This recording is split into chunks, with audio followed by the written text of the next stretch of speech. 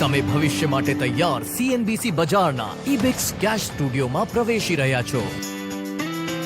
નમસ્કાર, સ્વાગત છે આપનું આ ખાસ રજૂઆતની અંદર। અને 2021 જ્યારે પૂરું થવા જઈ રહ્યું છે અને 2022માં મેક્રો પરિસ્થિતિ કેવી બનશે એના વિશે આપણે ચર્ચા કરીએ છીએ। તો એની કેટલી અસર આપણા માર્કેટ્સની ઉપર થશે અને તેના પર માર્કેટ ટ્રેન્ડની આ ખાસ રજૂઆતમાં તમારું સ્વાગત છે। આપની સાથે હું છું અદિતિ યાજ્ઞિક અને આપણી સાથે આ ચર્ચાની અંદર ખાસ જોડાશે એક્સિસ મ્યુચ્યુઅલ ફંડના ફિક્સ ઇન્કમના ડેપ્યુટી હેડ દેવાંગ શાહ પણ એની પહેલાં એક બેકગ્રાઉન્ડર લઈ લઈએ। પાછું એક વર્ષ જે આપણે અહીંયા આગળથી આવતા જોયું છે એની અંદર ઘણા બધા ચેન્જીસ થયા છે।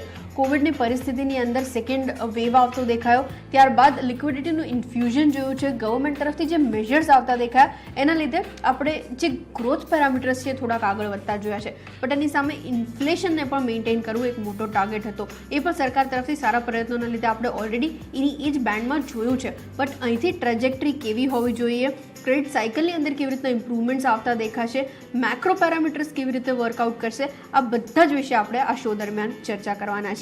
અને મારી સાથે આ ચર્ચામાં ખાસ દેવાંગ શાહ પણ જોડાશે અને પોતાનો પ્રસ્તાવ આપશે કે કેવી રીતના અત્યારે મેક્રો પેરામીટર્સ વર્કઆઉટ કરી રહ્યા છે જે અહીં આગળથી ખાસ આપણા માર્કેટ્સની ઉપર રિલેટિવલી અફેક્ટ કરતા દેખાશે। એઝ ઓફ નાઉ જે આપણે છેલ્લા અમુક દિવસો દરમિયાન ઇવેન્ટ્સ જોયા છે એની અંદર આપણી ક્રેડિટ પોલિસી અને સાથે જ જે US તરફથી ફેડની કમેન્ટ્સ આવતા દેખાઈ રહી હતી કે આવનાર વર્ષ માટે અહીં આગળ કદાચ થોડા ઘણા રેટ હાઇક્સ પણ આવતા જોઈશું આપણે। એ બધું ક્યુમ્યુલેટિવલી કેવી રીતના અફેક્ટ કરશે, બોન્ડ માર્કેટની ઉપર એની કેવી રીતના અસર આવતી દેખાશે અને એનું રિલેટિવ ઇમ્પેક્ટ આપણે ઇક્વિટી માર્કેટ્સ ઉપર કેવી રીતના ટ્રાન્સલેટ કરો આના વિશે પણ ચર્ચા કરીશું। એઝ ઓફ નાઉ આપણે જે થ્રેશહોલ્ડ પર છીએ ત્યાં એવી કન્ડિશન છે કે આપણે કમોડિટીનું ઇન્ફ્લેશન ઓલમોસ્ટ હાઈઝની ઉપર જોઈ રહ્યા છે, જેના લીધે મેટલ્સની અંદર એક સારી સાયકલ દેખાઈ રહી છે। બટ આગળ જતાં એ કેવી રીતના વર્કઆઉટ કરે છે, પ્લસ રૂપીનું ડેપ્રિસિએશન લેવલ્સ વિટનેસ કરો। છેલ્લા 20 મહિનાના જે લેવલ્સ છે એ આપણે એઝ ઓફ નાઉ વિટનેસ કરીએ છીએ, 76 સુધી ડેપ્રિશિએટ થતા જોઈ ચૂક્યા છીએ। પ્લસ ક્રૂડ ઓઇલ પ્રાઇસીસની અંદર વોલેટિલિટી અને સાથે જ FII તરફથી ધરખમ સેલ ઓફ, તો આ બધું ક્યુમ્યુલેટિવલી આપણા માર્કેટ્સમાં કેવી રીતે આગળ વર્કઆઉટ થશે। ઇનફેક્ટ જ્યારે આપણે FIIના વેચવાના સંકેતો જોઈ રહ્યા છે ત્યારે એક નંબર્સની ઉપર પણ નજર કરી લો। માત્ર ડિસેમ્બરની વાત કરવા જઈએ તો ડિસેમ્બર અત્યાર સુધી લગભગ 24,600 કરોડ જેટલા ઓલરેડી આપણે સેલ ફિગર્સ જોઈ ચૂક્યા છીએ। નવેમ્બરની અંદર લગભગ 40,000 કરોડ જેટલું સેલિંગ દેખાઈ ચૂક્યું અને ઓક્ટોબરની વાત કરીએ ત્યારે 25,570 કરોડ જેટલું સેલિંગ ફિગર્સ આપણે વિટનેસ કરી ચૂક્યા છે। તો ક્યુમ્યુલેટિવલી નિયરલી 90,000 કરોડથી વધારેનું FII સેલિંગ આપણને વિટનેસ થઈ ચૂક્યું છે અને અહીંથી ટ્રાજેક્ટરી કેવી રહે છે એની ઉપર આપણે ખાસ ધ્યાન રાખતા રહીશું। આની પર એક્સિસ મ્યુચ્યુઅલ ફંડ કેવી રીતના આગળ એક્સપેક્ટેશન રાખી રહ્યું છે, માર્કેટ્સની ઉપર શું પર્સપેક્ટિવ બની રહ્યું છે, RBI માટે કયા ચેલેન્જીસ આગળ વર્કઆઉટ કરતા દેખાશે, આ બધા વિશે આપણે વાતચીત કરીશું। મારી સાથે આ શોની અંદર ખાસ જોડાઈ ચૂક્યા છે એક્સિસ મ્યુચ્યુઅલ ફંડના ફિક્સ ઇન્કમના ડેપ્યુટી હેડ દેવાંગ શાહ। દેવાંગજી, વેરી ગુડ આફ્ટરનૂન। સૌથી પહેલાં એક સ્નેપશોટથી શરૂઆત કરીએ। પાછલા વર્ષની જ્યારે આપણે વાત કરી રહ્યા છે, કોવિડના કેસીસ હતા, સેકન્ડ વેવ આપણે ટર્ન આઉટ થતા જોયો, ગવર્મેન્ટ તરફથી ઘણા પ્રયત્નો હતા લિક્વિડિટી ઇન્ફ્યુઝ કરવા માટેના, પણ કમોડિટીની સાયકલ, ઇન્ફ્લેશન જે આવતું દેખાયું અને રૂપીનું જે કોન્સ્ટન્ટ ડેપ્રિસિએશન જોઈ રહ્યા છે, કેવી રીતે સમઅપ કરો છો? આવનાર વર્ષની વાત કરીએ પહેલા, ત્યાંથી શરૂઆત કરીએ। तो गुड आफ्टरनून।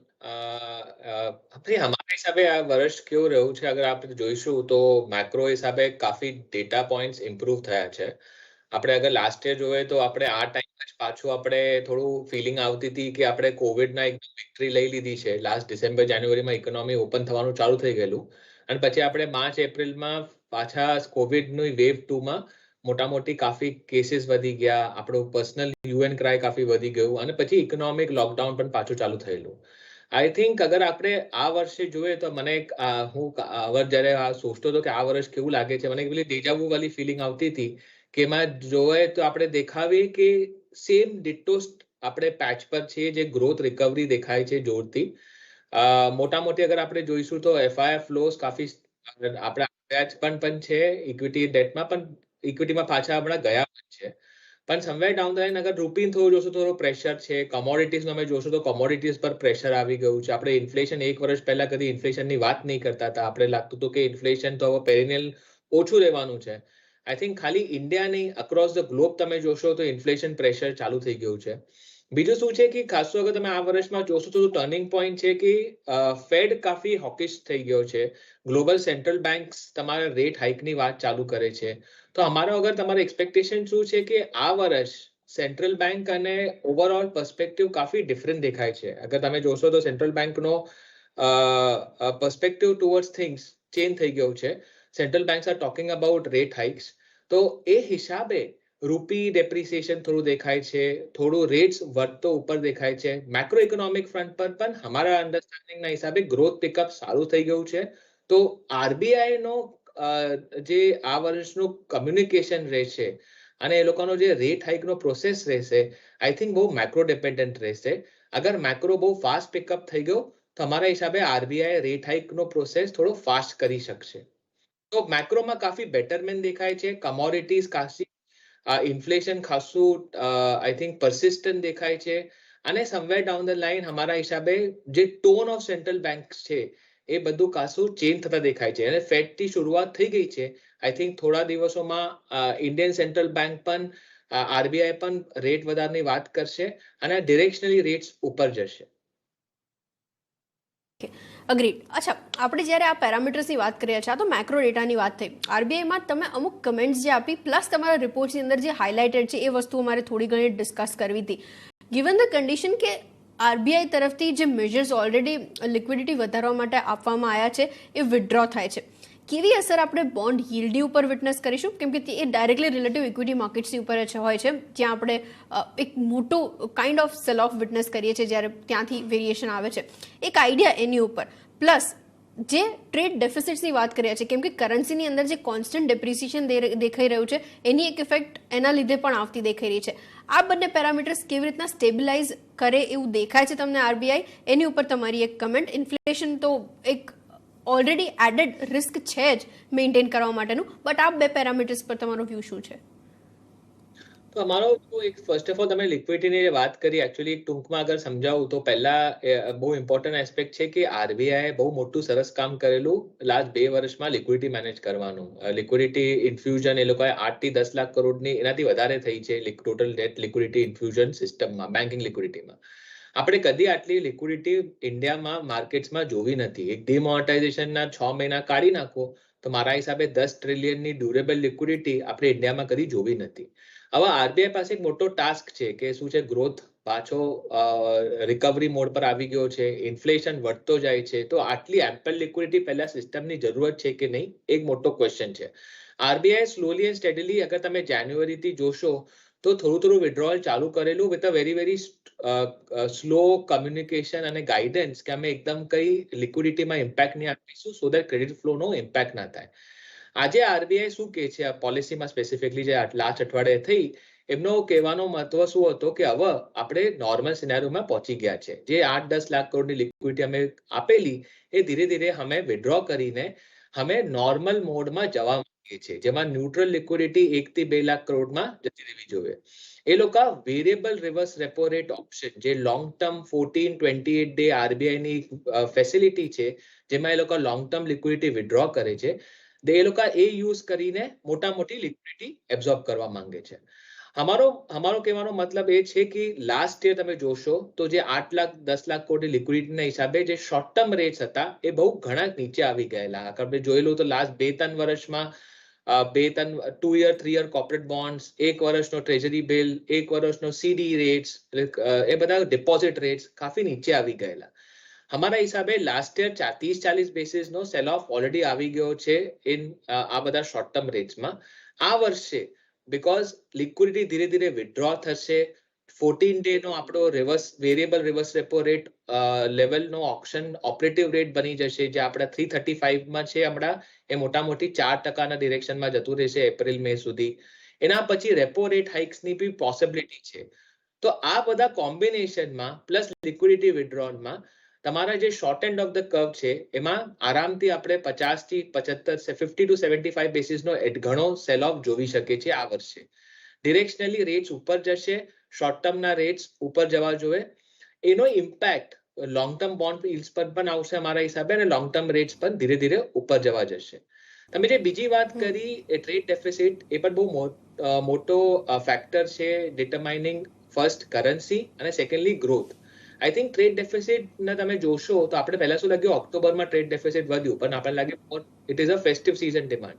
તમે નવેમ્બર ને ડિસેમ્બરમાં તમે અગર ટ્રેડ ડેફિસિટ જોશો તો નંબર ખાસો સારો ઉપર દેખાય છે. તો અમારો અન્ડરસ્ટેન્ડિંગ એવો છે કે ગ્રોથ એક તો બેક ઓન ટ્રેક છે, ટ્રેડ ડેફિસિટના હિસાબે આપણી કરન્સી થોડી બહુ ડેપ્રિસિએશન થઈ શકે અને ઇન્ફ્લેશન બી થોડું બહુ વધી શકે.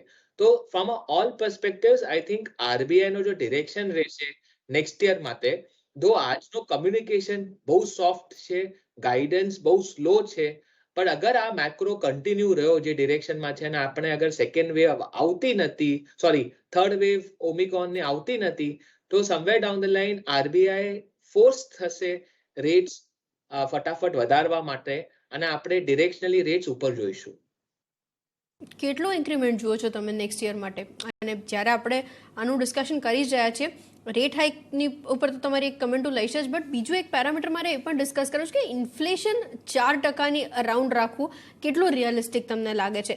કેમ કે રિસન્ટલી જે આરબીઆઈનું બુલેટિન હતું એમાં આ વસ્તુ હાઇલાઇટ કરવામાં આવી હતી કે સપ્લાય સાઇડના કન્સ્ટ્રેન્ટ હજી ઇન્ટેક્ટ છે અને જે પ્રમાણે ફેડ રેટ્સ આપણે ઓલરેડી હાઈ લેવલ્સ પર વિટનેસ કરી રહ્યા છીએ, આ બધું ક્યુમ્યુલેટિવલી પ્લસ મેક્રો પેરામીટર્સની અંદર એક ટેપરિંગનો ઇમ્પેક્ટ પણ આવતો દેખાશે.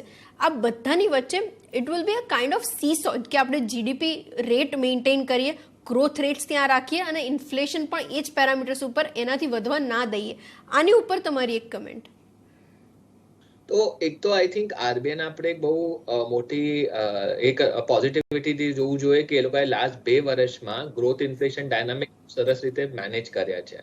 I think to give positivity on this direction, thought process RBI નો એટલો સારો રહ્યો છે કે ડિરેક્શનલી એ લોકોએ ગ્રોથ પણ મેનેજ કર્યું છે વિધાઉટ ઇમ્પેક્ટિંગ સિગ્નિફિકન્ટલી, અને ઇન્ફ્લેશન પણ લાસ્ટ 2 વર્ષે મેનેજ થયું છે. અમારા અન્ડરસ્ટેન્ડિંગ એવું છે કે 4% ઇન્ફ્લેશન થોડું નેક્સ્ટ યર માટે ડિફિકલ્ટ છે અનલેસ એન્ડ અન્ટિલ કઈ મોટું ક્રાઇસિસ ગ્લોબલી થઈ જાય, જે કોમોડિટીઝ કે ઇકોનોમી. આજે આપણે we are still worried about European કેવી રીતે ચાલે છે, યુરોપિયન ઇકોનોમી કેવી ચાલે છે, બિકોઝ ત્યાં કેસીસ વધ્યા છે. પ્લસ ચાઇના ઇકોનોમી થોડું વીકનેસ દેખાવે છે. તો અગર ગ્લોબલી કઈ મોટું સેલ ઓફ આવ્યું કે ગ્લોબલી કઈ મોટું રિસ્પોન્સ આવ્યું, accept for that I think inflation નીચે જતું દેખાવાનું પ્રોબેબિલિટી બહુ ઓછી છે. અમારો અન્ડરસ્ટેન્ડિંગ એવો છે કે ઇન્ફ્લેશનમાં જે 3 મોટા પેરામીટર્સ છે, જે food A I think globally bottom out થઈ ગયું છે, અહીંયાથી ફૂડ ઇન્ફ્લેશન ઉપર જતું દેખાય છે. સર્વિસ ઇન્ફ્લેશન જે આપણું પર્સન્ટેજ પણ બહુ મોટું છે, ઇન્ડિયાના સીપીઆઈ બાસ્કેટમાં સર્વિસ ઇન્ફ્લેશન 60-65% નો વેટેજ છે, એમાં આપણે ખાસું ઉપર બઢોતરી જોવાની ચાન્સીસ છે. લોજિકલી કેમ કે એમનો થોટ પ્રોસેસ એમનો શું છે, અગર આપણે જોઈશું તો ટેરિફ હાઇક્સ થવા ચાલુ થઈ ગયા છે, ફ્રેટ રેટ્સ ઉપર ગયા છે. તમારા મોટી જે સર્વિસીસ આપણે 2-3 વર્ષથી યુઝ કરતા હતા એમાં પણ સર્વિસીસનો ઇન્ફ્લેશનનો રેટ્સ ઉપર જતા દેખાય છે. થર્ડલી આઈ થિંક કોમોડિટીઝ ઉપર રહેવાના હિસાબે કોર ઇન્ફ્લેશન પરસિસ્ટન્ટ રહેશે. તો આ બધા રીઝન્સના હિસાબે મને 4% ઇન્ફ્લેશન દેખાવાની ચાન્સીસ બહુ કમી દેખાય છે. ઇનફેક્ટ આરબીઆઈ નો ટાર્ગેટ પણ અને અમારો એનાલિસિસ પણ દેખાવે છે કે નેક્સ્ટ યરનો ઇન્ફ્લેશન કેલેન્ડર યર 22નો મોટી 5.5 થી 6 ના વચ્ચે રહેશે. એ ઇન્ફ્લેશન 5.5-6% હિસાબે મારા હિસાબે આરબીઆઈ ધીરે ટૂંકમાં રેટ્સ પર કરતા રહેશે. એ લોકો 4.5 to 5% ના વચ્ચે રેપો રેટ લઈને જશે બાય ડિસેમ્બર 22. અમારો પર્સપેક્ટિવ એક લાસ્ટલી એવું છે કે આ વર્ષ જે છે એ ચેલેન્જિંગ રહેશે ફોર આરબીઆઈ, કેમ કે એમને બધું મેનેજ કરવાનું છે. કોને ગ્રોથ પણ મેનેજ કરવાનું છે, કોને ઇન્ફ્લેશન પણ મેનેજ કરવાનું છે, અને ઇન્ફ્લેશન થોડું કંટ્રોલથી બહાર જતું રહ્યું છે. સો આરબીઆઈ નો ડિરેક્શન ફોકસ રહેશે ગ્રોથ પર, પણ એ લોકો ઇન્ફ્લેશનને બી મેનેજ કરતા રેટ્સ ઉપર લઈને જશે. લાસ્ટલી ગ્લોબલી સાયકલ પણ ઉપર દેખાય છે તો રેટ્સમાં, it is not only India, જે બહુ મહત્વની ચીજ છે. તો અગર ગ્લોબલી પણ રેટ ઉપર જશે, અગર બાકી ડેવલપ માર્કેટ ને ઇમર્જિંગ માર્કેટ્સના સેન્ટ્રલ બેન્કર રેટ ઉપર કરતા હોય તો આરબીઆઈ ઓટોમેટિકલી પ્રેશરમાં આવી જશે અને ધીરે એ લોકોનો બી ડિરેક્શન ઉપર જતા દેખાશે. ફિસ્કલ પર એમનો એક ફોકસ રહેશે અને એમનો થોટ પ્રોસેસ એવું રહેશે કે અગર ફિસ્કલી ગવર્મેન્ટ સપોર્ટ કરે છે આપણા ગ્રોથ સાયકલને, તો આરબીઆઈ પર ઓટોમેટિકલી થોડો પ્રેશર કમ થઈ જશે અને RBI can direct towards managing inflation અને ધીરે રેટ્સ ઉપર લઈ જવા માટે. તો આઈ થિંક આ વર્ષ થોડું ચેલેન્જિંગ રહેવાનું છે, અને એક ફિલિંગ રહેશે આરબીઆઈમાં કે આપણે બિહાઇન્ડ ધ કર્વ ના રહી જઈએ ઇન્ફ્લેશનને જોતા, તો ઇન્ફ્લેશન પર કંટ્રોલ રાખીને એ લોકો ગ્રોથ ઇન્ફ્લેશન ડાયનામિક્સ મેનેજ કરશે. Okay, perfectly sound up. અચ્છા, એક વસ્તુ, આ વસ્તુ જ્યારે આપણે ડિસ્કસ કરી રહ્યા છીએ, કેમ કે આપણે નેક્સ્ટ યરનો આઉટલુક ડિસ્કસ કરીએ છીએ, ઇક્વિટી માર્કેટ્સની ઉપર રિલેટિવ ઇમ્પેક્ટ આનો તમે કેવો જુઓ છો એની ઉપર એક આઈડિયા, કેમ કે તમે ઓલરેડી પેન્સિલ ઇન કર્યું છે 2 to 3 rate hikes plus the kind of bond movement જે આપણે વિટનેસ કરીશું, ઇક્વિટી માર્કેટ્સ પર મારે આની કેવી ઇફેક્ટ ધ્યાન રાખવી? આઈ થિંક મારો ફિક્સ્ડ ઇન્કમના ડોમેન પર એક્સપર્ટીઝ છે અને ઇક્વિટી પર મારા કમેન્ટ્સ હું રિઝર્વ રાખીશ, પણ તમારો directionally on growth, I think equity markets ને રિસ્ક ઓન માર્કેટ્સ એ લોકોના ડિરેક્શનલી ગ્રોથને બહુ ઇમ્પોર્ટન્સ આપે. અમારો કહેવાનો મતલબ એવો છે કે ગ્રોથ સાયકલ જેટલી આરબીઆઈ સોચે છે કે એટલી અનસર્ટનિટી છે અને કે થર્ડ વેવના હિસાબે કે કોવિડની અનસર્ટનિટીના હિસાબે ગ્રોથ પર બહુ મોટો ડેન્ટ આવી શકે. અમારો પર્સનલ થોટ્સ ત્યાં એવો છે કે ગ્રોથને સાયકલ અમારે ખરાબ દેખાતી નથી. અમારે લાગે છે કે જો ફિસ્કલ પુશ કર્યું છે ગવર્મેન્ટે લાસ્ટ 2-3 વર્ષમાં, ઇનફેક્ટ તમે ફિસ્કલ ઇમ્પેક્ટસ ઇઝ ધ વર્ડ, જે અગર તમે જોશો જે બહુ ઇમ્પોર્ટન્ટ છે કે એ લોકોના રેવન્યુ શોર્ટફોલ કરતા બી એ લોકોએ ખર્ચો વધારે કર્યો છે અને જે એડિશનલ સ્પેન્ડિંગ થાય એને ફિસ્કલ ઇમ્પેક્ટસ કહેવાય. એ ફિસ્કલ ઇમ્પેક્ટસ ગવર્મેન્ટ એન્શ્યોર કરે છે કે જે નિયર ટર્મ ગ્રોથ સાયકલ છે એના પર કાફી ઇમ્પોર્ટન્ટ રહે અને એનું મલ્ટીપ્લાયર ઇમ્પેક્ટ આવે. બીકોઝ આપણે 2 થી 4 વર્ષ ઇન્ડિયામાં ગ્રોથ સાયકલ વીક રહી છે. પહેલા આપણે ડિમોનેટાઇઝેશન જોયું, એના પછી ગ્રોથ સાયકલ ઇમ્પેક્ટ થઈ, પછી પેલું લિક્વિડિટી ક્રાઇસિસ જેમાં એનબીએફસી થોડા ધોવાઈ ગયેલા અને એમાં ડિફોલ્ટ થઈ ગયેલા, એના હિસાબે આપણી ગ્રોથ સાયકલને credit flow to the economy બહુ ઠેરાવ આવી ગયેલો. તો 2-3 વર્ષ પ્લસ 1.5-2 વર્ષથી કોવિડ ચાલે છે, તો આપણો 3-4 વર્ષ economy has gone through a slow down. I think government has done very good job ત્યાં કે એ લોકોએ ફિસ્કલ પુશ કર્યું છે અને એ લોકોએ growth cycle back on track લઈને આવ્યા છે. એ લોકોએ ફિસ્કલ પુશ એટલું વધારે કર્યું છે કે નિયર ટર્મ ગ્રોથ સારો દેખાય છે. તો અમારા અન્ડરસ્ટેન્ડિંગના હિસાબે જે રિસ્ક ઓન એસેટ ક્લાસીસ હોય એ લોકો ગ્રોથને જુએ અને એના પર્સપેક્ટિવના હિસાબે મને કંઈ ટેન્શન નથી દેખાતું. મારો જે મોર કહેવાનો મહત્વ હતો કે ફિક્સ્ડ ઇન્કમની જે સાયકલ છે એ અમારે ઉપર જતા દેખાય છે. એમાં specifically short term rates RBI ધીરે ધીરે ઉપર લઈને જશે અને રેટ્સ ઉપર જશે. ઓપરેટિવ રેટ અમારે જે લાગે છે એ 4.5 to 4.75 દેખાય છે. અને બોન્ડ માર્કેટ્સ માટે પણ નેક્સ્ટ યર બીકોઝ ફિસ્કલ પણ સપોર્ટ રહેશે ગવર્મેન્ટનો, એડિશનલ બોરોઈંગ પણ ચાન્સીસ છે, તો લેવલ્સ જે છે થોડા ઉપર જતા દેખાય છે. ઓકે, બિલકુલ, આપણે એની પર ખાસ ધ્યાન રાખતા રહીશું. એની સાથે જ આભાર આપનો દેવાંગજી જોડાવા માટેના કમ્પ્લીટ ડિસ્કશન માટે. ત્યારે જે ક્વિક બ્રેક લઈ લઈએ અને બ્રેક બાદ પાછા ફરીને આપણા માર્કેટ્સની ઉપર એનો રિલેટિવ ઇમ્પેક્ટ કેવો રહેશે, રૂપીના ડિપ્રિસિએશન બાકીના ઇમર્જિંગ માર્કેટની કરન્સીઝની કમ્પેરિઝનમાં કેવી રીતના વર્કઆઉટ કર્યો છે, આ મુદ્દાઓ ડિસ્કસ કરીશું. અને મારી સાથે આની ઉપર ડિસ્કશન કરવા માટે ખાસ રવિ દિયોરા જોડાશે, તો તમે કશે ના જતા જોડાયેલા રહેજો.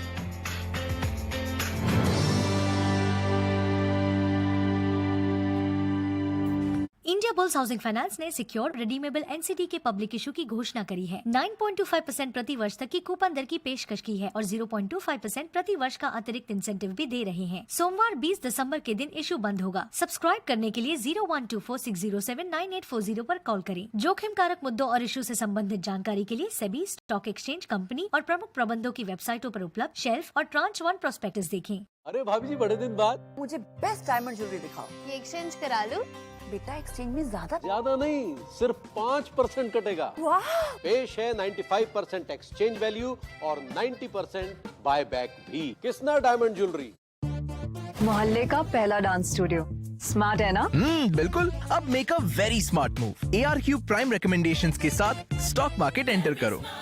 पेश है स्मार्ट लोगों का very smart choice, angel one, आगे बढ़ने का स्मार्ट सौदा. Investments in securities markets are subject to market risks. Read all the related documents carefully before investing. जानते हो मैं ये रील क्यों बना रही हूँ? क्योंकि मैं रियली खुश हूँ. इस सेंचुरी का स्लीप ऑफ अब ऑन है.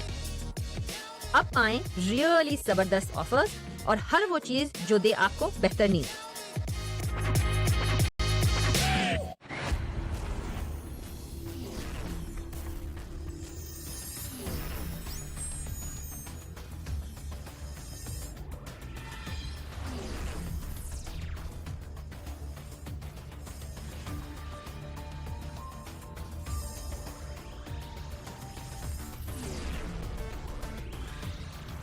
This is CNBC Bazaar Newsroom. Powered by Ebix Cash. Supriya Life Science Limited, one of the key Indian manufacturers and suppliers of active pharmaceutical ingredients with a focus on research and development and niche product offerings of 38 APIs focused on diverse therapeutic segments, now makes an initial public issue of equity shares of face value of ₹2 each for cash at a premium. The 100% book-built issue being offered in a price band of 265 to ₹274. Opens 16th December, closes 20th December 2021. For risk factors and more details, refer to the red herring prospectus. कभी कभी खुशी के लिए कुछ ज्यादा नहीं, एक अनजान दोस्त ही काफी है. Ebix Cash, हर खुशी के लिए काफी है. તને 5 પૈસા નથી ખબર?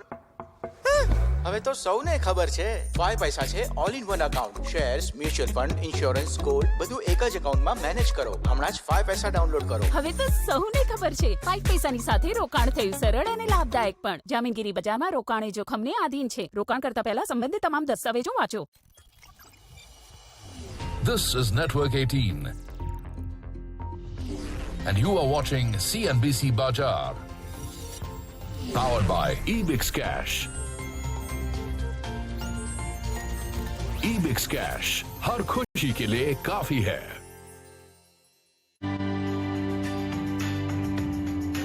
સ્વાગત છે આપનું એક વખત ફરીથી આ ખાસ રજૂઆતની અંદર. આગળ વધીએ અને બાકીના પેરામીટર્સ ડિસ્કસ કરીએ. આ કન્વર્સેશન તમે સાંભળી રહ્યા હશો રવિ, જે પ્રમાણે આપણે રૂપીનું ડેપ્રિસિએશન કોન્સ્ટન્ટલી વિટનેસ કરી રહ્યા છીએ. 76 સુધી 76 ની બિયોન્ડના રાધર લેવલ્સ જોયા છે. 20 મંથના લોઝ ઉપર છીએ અને ઇમર્જિંગ માર્કેટની કરન્સીઝની અંદર થોડુંક વધારે વીકન થતા દેખાઈ રહ્યા છે. કેમ કે ઘણા બધા રીઝન્સ આપણે કમોડિટી ઇન્ફ્લેશનની જોડે પણ લિંક કરી રહ્યા છે, ક્રૂડ પ્રાઇસીસ પણ વધતા દેખાઈ રહ્યા છે અને સાથે જ જે પ્રમાણે ટેપરિંગના થ્રેટ્સ પણ બની રહ્યા છે, પ્લસ રેટ હાઇક્સ જે આવનાર વર્ષ માટે ફેડ પ્રોજેક્ટ કરી ચૂક્યું છે. ક્યુમ્યુલેટિવલી આ બધાની અસર તમે માર્કેટ્સ પર કેવી જોઈ રહ્યા છો? રૂપીના લેવલ્સ ડિસ્કસ કરીએ પહેલા મારે માર્કેટ પર તમારું એક આઉટલુક સમજવું છે, આ બધાનો રિલેટિવ. ડેફિનેટલી આ જે બધા ફેક્ટર્સ છે એની શોર્ટ ટર્મ પર નજર રહેશે. આના ઉપરાંત આજે માર્કેટની ફોકસ છે નિયર ટર્મમાં રહેશે. મેજર હવે આ એક મહિનો કમ્પ્લીટ થશે ત્યારબાદ ટોટલી આપણે બજેટ પર ફોકસ કરતા થઈ જશું. હાલમાં જે અત્યારે આ વર્ષ સારું રહ્યું કારણ કે બેઝ લાસ્ટ યરનો ઘણો લોઅર હતો અને લોઅર બેઝ પછી જે ટેક્સ કલેક્શનમાં જીએસટી જો કે સાથે ડાયરેક્ટ ટેક્સ કલેક્શન જો એ બધાની ફિગર ઘણી સારી હતી અને એના હિસાબે માર્કેટ આને રિએક્ટ કર્યું. પરંતુ હવે 2 થી 3 મહિના માટે થોડા ફંડામેન્ટલમાં ચેન્જ થયા છે. એ ચેન્જ હું લિક્વિડિટીને લઈને જોઈ રહ્યો છું. આઈ થિંક કે માર્કેટ બ્રોડર એક કન્સોલિડેશન રેન્જમાં રહેશે એવું લાગી રહ્યું છે. કારણ કે જે લિક્વિડિટી છે અત્યાર સુધી ઓવર લિક્વિડિટી હતી. જ્યાં જ્યાં ઇમર્જિંગ માર્કેટમાં ઓપોર્ચ્યુનિટી હતી ત્યાં એફઆઈએસ તરફથી કે ફંડ એચએનઆઈ તરફથી સારું એવું માર્કેટમાં ઇક્વિટીઝમાં આવતું હતું. પરંતુ હવે જે છેલ્લા 2 મહિનાથી આપણે આઉટફ્લો વિટનેસ કરી રહ્યા છે, આ ત્રીજો સતત મહિનો છે. તમે ઓક્ટોબરમાં જો તો ઇક્વિટી માર્કેટમાં એફઆઈએસ તરફથી 25,000 કરોડ આસપાસ, ગયા મહિને 39,000 કરોડ, કરંટ મંથમાં જો ક્યુમ્યુલેટિવ કાલનું પણ ગણો તો 25,000 કરોડ આસપાસનો આઉટફ્લો થઈ ચૂક્યો છે. તો એફઆઈએસ નું વિડ્રોવલ છે એના હિસાબે અત્યારે માર્કેટમાં થોડી વોલ્ટાલિટી છે. થોડી વોલ્ટાલિટી ટેકનિકલ ને લઈને છે. આ વર્ષમાં સેબી દ્વારા ઘણા નિયમોમાં બદલાવ કરવામાં આવ્યા અને આ નિયમોથી શું થયું કે લિક્વિડિટી જે છે ડેરિવેટિવ માર્કેટ હોય કે કેશ માર્કેટ, એની લિક્વિડિટી જે પહેલા હતી એટલી પર્યાપ્ત ના રહી. તો મેજર ફેક્ટર લિક્વિડિટી છે જે ટેકનિકલ ફેક્ટર છે જેને હિસાબે માર્કેટ એક બ્રોડર કન્સોલિડેશન રેન્જમાં રહેશે. પ્રી બજેટ માર્કેટનું ટોટલ ફોકસ બજેટ ડ્રિવન જે સેક્ટર્સ છે ત્યાં રહેશે. હાલાકી ઇન્ડિયાની બ્રાઇટ સ્પોટ એ છે કે જે પીએલઆઈ સ્કીમ છે એ હું ઇન્ડિયાના ફ્યુચર માટે આગામી જે દશકો છે, જે 10 વર્ષ છે એ ઇન્ડિયાના છે, ડેફિનેટલી છે. અને કોરોનાના હિસાબે જો કોઈ પણ ઇકોનોમીને લાભ થવાનો છે તો ઇન્ડિયાને છે. કારણ કે ચાઇના +1 પોલિસી છે, એમાં ભારતના જે સેક્ટર છે લાઈક કેમિકલ છે, મેટલ્સ છે, સાથે ઘણી ઓટો એન્સિલરીઝ છે અને જે પણ ફાર્માના ઇન્ડિગ્રન્ટ્સ છે. તો આ બધા જે 4 સેક્ટર છે ત્યાં એક ઘણા મોટા પ્રમાણમાં ઇન્વેસ્ટમેન્ટ આવવાનું છે. સિમિલર વેમાં જે ઇલેક્ટ્રોનિક ગુડ્સ છે, તમે એક્ઝામ્પલ લો, આપણે 2 વર્ષ પહેલા મોબાઈલમાં ઇમ્પોર્ટર હતા અને ઘણું મોટું બિલ છે આપણે મોબાઈલ ઇમ્પોર્ટથી કે ઇલેક્ટ્રોનિક ગુડ્સ ઇમ્પોર્ટથી આપણે ચૂકવતા હતા. અત્યારે આ વર્ષે આપણે નેટ એક્સપોર્ટર છે મોબાઈલના હોય કે ઇલેક્ટ્રોનિક ગુડ્સના. તો આટલું 2 થી 3 વર્ષમાં કોઈ અવળી મોટી ઇકોનોમીમાં જે બદલાવ આવે છે એ ડેફિનેટલી માર્કેટ માટે અને ઇકોનોમી માટે ઘણું પોઝિટિવ છે. તો મારું એવું માનવું છે કે ડિસ્પાઇટ ઓફ ધીસ હેડવિન્ડ્સ આ માર્કેટમાં ઓપોર્ચ્યુનિટીઝ છે. હાલાકી જે બ્રોડર ઇન્ડાઇસિસ છે, જે નિફ્ટી આપણે ટ્રેક કરીએ છીએ, સેન્સેક્સ ટ્રેક કરીએ છીએ, ત્યાં કદાચ તમને નવો હાઈ જલ્દીથી ના થતો જોવા મળે. અત્યારે બ્રોડર રેન્જ છે હું નિફ્ટીમાં એક્સપેક્ટ કરી રહ્યો છું ડાઉન સાઇડ 16,000.